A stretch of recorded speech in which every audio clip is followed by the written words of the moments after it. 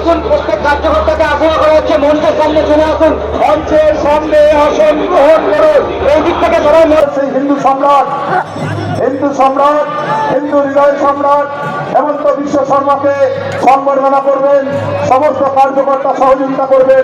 সামনে থেকে সরে যান, সামনে থেকে সরে গিয়ে সমস্ত কার্যকর্তারা হিন্দু হৃদয় সম্রাট ডক্টর হেমন্ত বিশ্ব শর্মা জিন্দাবাদ, হিন্দু হৃদয় সম্রাট ডক্টর হেমন্ত বিশ্ব শর্মা জিন্দাবাদ, হিন্দু হৃদয় সম্রাট ডক্টর হেমন্ত বিশ্ব শর্মা জিন্দাবাদ। এরপর যাদের নাম ঘোষণা করছি তারা একে একে সম্বর্ধনা করবেন।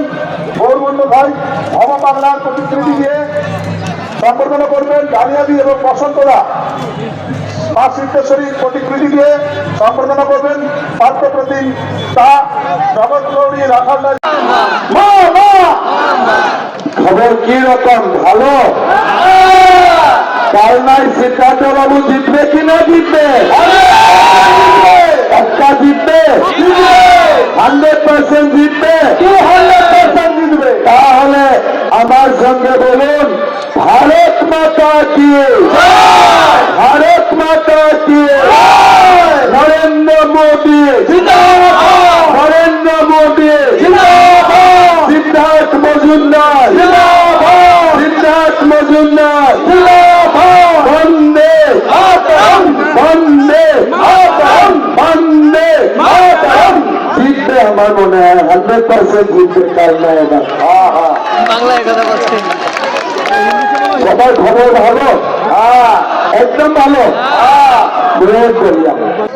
26 लोगों को पाकिस्तानियों ने आके मारे थे और क्यों मारे थे? वो लोगों को पूछा गया था कि आप लोग हिंदू हैं कि आप लोग मुसलमान हैं। जो लोग कालमा नहीं पढ़ पाया सब लोगों को पाकिस्तानी आतंकवादियों ने मारे। 26 लोगों का निधन हुए। आज ही वही दिन है। हम सबका ओर से जो लोग ये घटना में मारे सबको श्रद्धा सुमन अर्पित करता हूँ और प्रधानमंत्री मोदी जी को ये घटना का बाद उन्होंने जो ऑपरेशन सिंदूर किए, पाकिस्तान को सबक सिखाया, इसके लिए भी प्रधानमंत्री जी को बहुत बहुत धन्यवाद और अभिनंदन देते हैं।